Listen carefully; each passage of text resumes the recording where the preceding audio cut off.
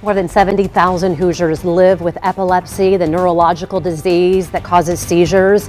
This Saturday, a walk to end epilepsy will be held at Butler to raise awareness and funds to find a cure. The ultimate goal, letting people with epilepsy no longer live in fear of their next seizure. That's a big one. JoJo Gentry is a former Fox 59 sports reporter and one of our favorites, someone living with epilepsy. She's also on the advisory board chair for the Epilepsy Foundation of Indiana. It's so good to have you back here in studio. We miss you. It's good to be here. We love you. I wanted to talk about this. A lot of people kind of know part of your story, but tell us about the first time you had your seizure and what you want people to know.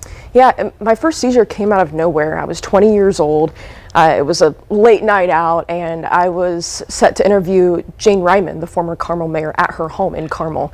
And it was around noon the next day, and I had finished my interview with her, was about to head out the door, and next thing I knew, I woke up in the ambulance and learned she saved my life.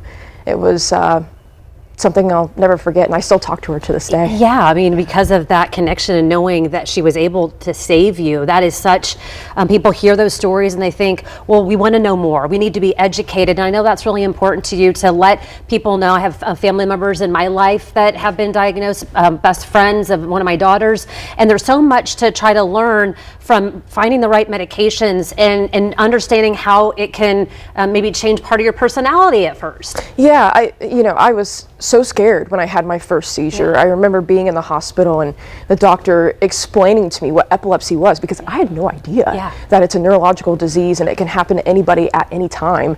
So I remember living in this constant fear, and then I had my second seizure at 24, and the medication you were talking about I was prescribed, and the side effects were really hard to deal with, and I got to a point where I just said, I wonder what it would be like if I just stopped taking this and stopped dealing with the side effects, and I seized 36 hours later. So I turned to the foundation for help, and that's how I got involved. And I wouldn't be where I am today without the Indiana Epilepsy Foundation. And I'm just so passionate about giving back however I can. Yeah, I want to talk about the walk and what you want people to know about that and getting involved, because there may be somebody watching this morning that's going through this and they say, you know what, I want to be able to get information and educate, or I want to give back. Yeah, I was shocked to learn that more than 70,000 Hoosiers live with epilepsy.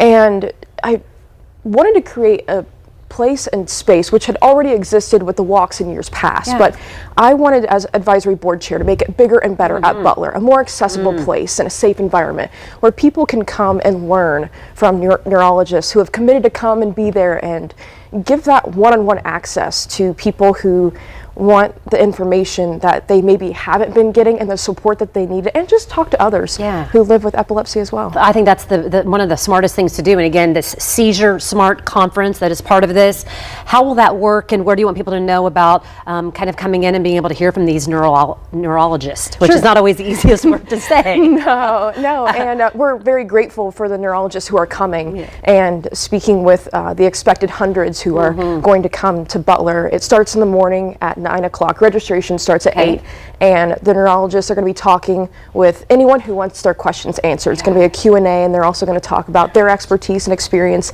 And then we have our walk that starts at 1.